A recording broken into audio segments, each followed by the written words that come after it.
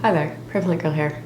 So today I'm in my plant room and I'm going to be trying to move some of these succulents into these pots like this. My goal with this project today is to free up this pot that they're in. And they're looking a little ratty and tatty, and they could probably use just a little bit of trimming up anyways. So I'll deal with that as needed, and I want to try and get them down. I'll just separate out the varieties here. I have 3 pots like this, and get them in here so that this pot is freed up, because in a couple of days I want to get my amaryllis planted, and I think they would look really stunning in this pot here. So got to do a little plant shuffling. Along with the theme of plant shuffling, one of the pots that I want to put the succulents in has some of my ipomia cuttings in right now. So they're going to move over into this pot.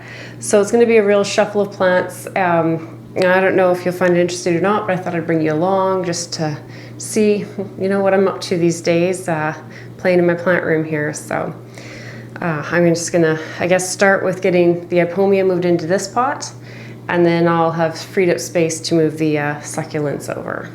So let's get started. And then I just have this, just a general potting mix here. I think this is actually the cheapest potting soil I could find at the store. It has lots of sticks and things in it, a little bit of peat moss, and I suspect probably fungus gnats, because it seems like every time I open a bag of potting soil there's fungus gnats in it. So once I've got the plants moved over into this new pot, I will actually sprinkle some of this on top of the soil to help control the fungus gnat population. These are a nematode, so it's a beneficial nematode that you can get to hatch out in your soil, and then they'll eat the fungus gnat larvae. And that'll help control any fungus gnats that are living in this soil. I also always try and keep at least one sticky trap up above my grow shelf to help deal with that. So that's where these will be for right now anyway. Yeah, I can see fungus gnats flying around already. These plants won't be in here for a super long time. These are just cuttings that I took this fall of some ipomia that I like. They're actually looking a little rough. They had some aphids on them, even though I had inspected them before I brought them in. So these are just here to overwinter, and then I'll be taking cuttings, starting new cuttings, and putting them back outside in the late spring. So they have, I don't know, about 6 months inside in this pot. I'm not sure how these are going to come out of here, if they're going to be attached to the soil. They haven't been in the soil for very long, but there is roots coming out the bottom. Ipomia tend to get a pretty good root system going, so I'm just pushing the hole at the bottom of this pot to try and encourage them to come loose, and supporting the stems. Oh. And yeah, they have a pretty good root system going on them already, so I'm just going to carefully separate them out. So I believe this is Bright Ideas Lime, sweet potato vine, or ipomia. This lime chartreuse kind of colored one. And then this one I believe is Spotlight. And I really like the variegation in the leaves on these. Now again, they're looking a little bit rough right now. They did have some aphids that we had to deal with inside, which is not ever a fun thing.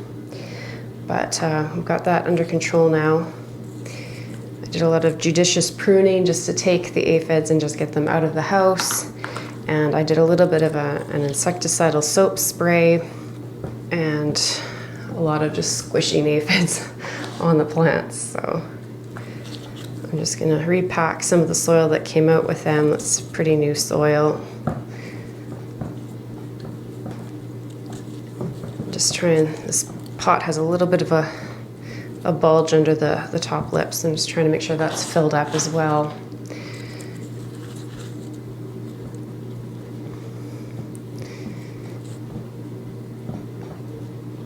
And leave some room so that I can put water on here without without overflowing the pot. So just a little bit more, and then that should give me a good coverage there. So I'm gonna put just a little bit of water in just to kind of settle the soil and the roots. And I want to keep these tags so that I don't forget by the time spring rolls around what these are. So I just have them popped in here again. This isn't something to have to be pretty in my house. This is just keeping these over winter so that I have them to put out next year. And then like I said, and I just picked these up on Amazon. There's a sprinkle thing, but the whole lid wanted to come off, so I'll just sprinkle a few, oops, or a lot on the soil. And now these need to stay damp for a few days in order for them to hatch and come out of their little sacks here. So I'll just give them a real light watering every day for a few days until, just to give them a chance to hatch and come out. And then they'll just stay in the soil here in this pot and do their job to help take care of the fungus gnats. Now these are not a fast working nematode, and they're not gonna, get rid of the adult gnats, but they do help a lot. So it's something that I've started doing the last few years, and I find it works well. So I'm just going to put this back on my grow shelf under the lights and just let them grow there and do their thing until I can start dividing them in early spring to have plants put out in late spring. Okay, so now I'm going to need a bit more soil possibly for these, but what I would actually like to do is reuse a lot of the soil from the succulents, because I don't have any succulent soil, and I don't have, normally I would just add some perlite to my soil to loosen it up. So with the succulents here, and I couldn't even tell you, I do have a jade in here, I know that. Otherwise, I can't even remember what these are. But I have a couple different succulents here. It looks like mostly jade, and then whatever. This is, I think, a kind of jade as well. So I'm just gonna take these out, see what I have for roots. I actually went through this pot a while ago and pulled out a lot of, I had several varieties in here, but a lot of them weren't looking so good. And I have smaller versions of them in other smaller pots. So I just kept these larger plants that were looking better.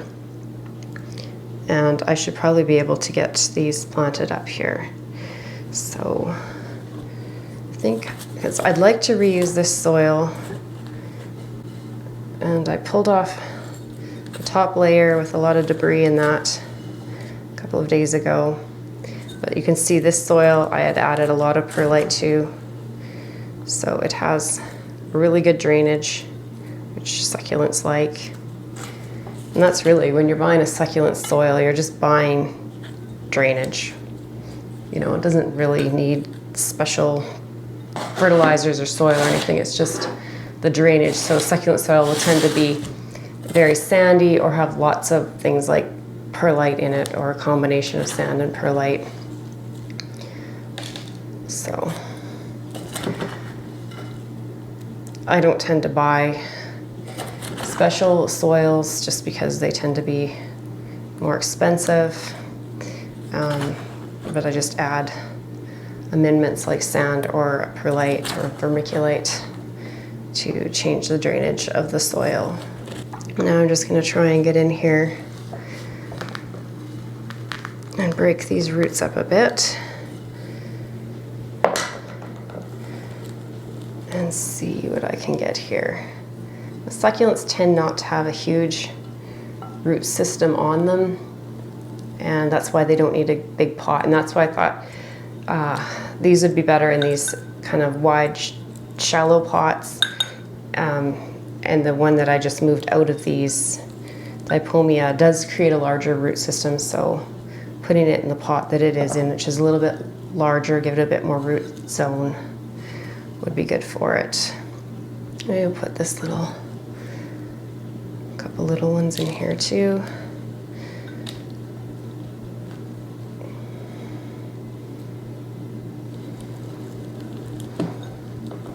And then I'm just gonna fill in around with soil. And succulents will grow roots out all over, and these aren't especially delicate in like rosettes or anything, so I'm just dumping the soil on and packing it around, and they'll be fine. I'm not being too delicate with them.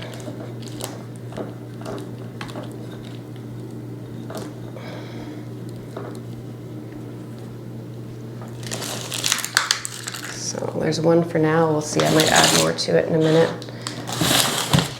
We'll see what I can get here.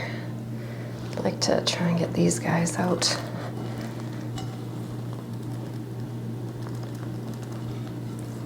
And these are so tall.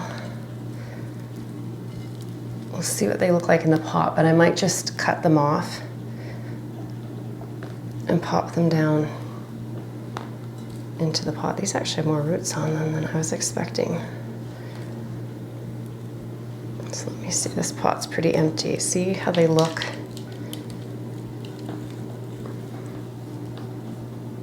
Yeah, that's actually, I don't think that's too out of proportion with that pot, because they have the shorter couple in there. So let's add a bit more soil in.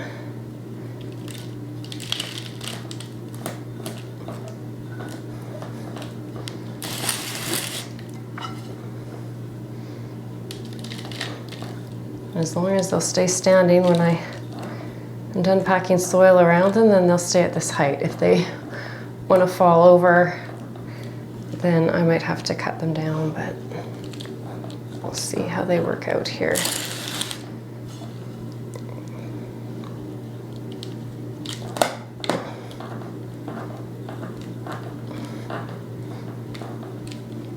So yeah, they're going to stay standing. So we'll leave those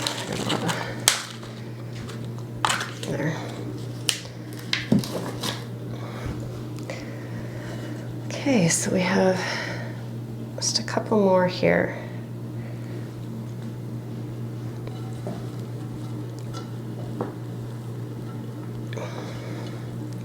There is this little guy.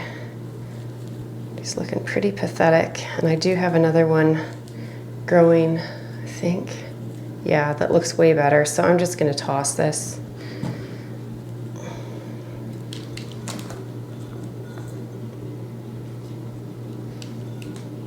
I'm gonna actually cut this one down.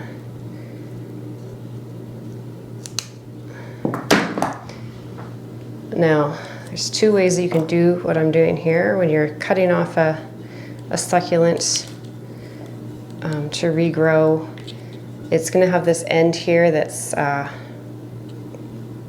raw now because I just cut it. So you could leave it out for about 3 days to callus over and then plant it, or you can just make sure that you're not, you know, putting too much water in to, you know, kind of discourage any rot or fungus from happening and rotting off that stem. And that's the route I'm going to go with it. Is I'm just going to leave the soil fairly dry for a week. I mean, succulents like dry soil anyways. So I'm just going to leave it like that, and it can take its time to grow some roots, which it will do like that, and come back. So this one actually has two little pieces growing up from the side there like that. I'm going to cut it here. And then I'm going to pot this one. And then I'm going to take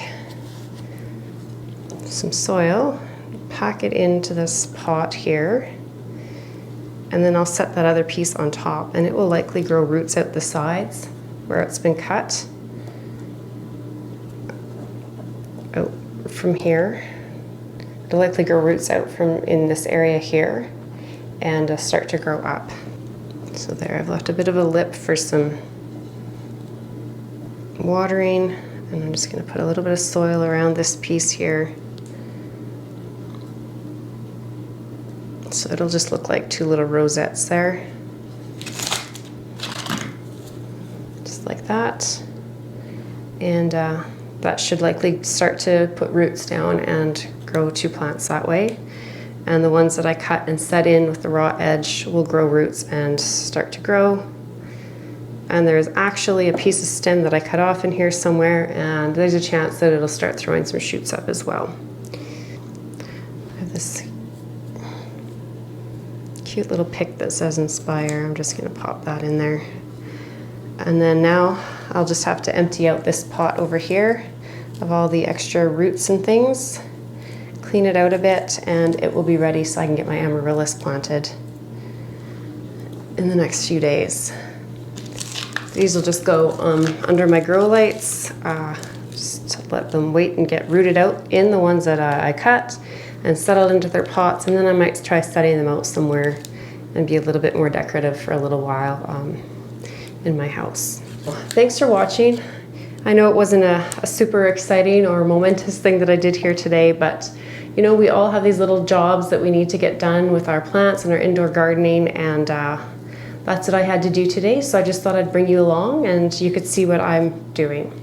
So thanks for watching, and we'll see you next time. Bye.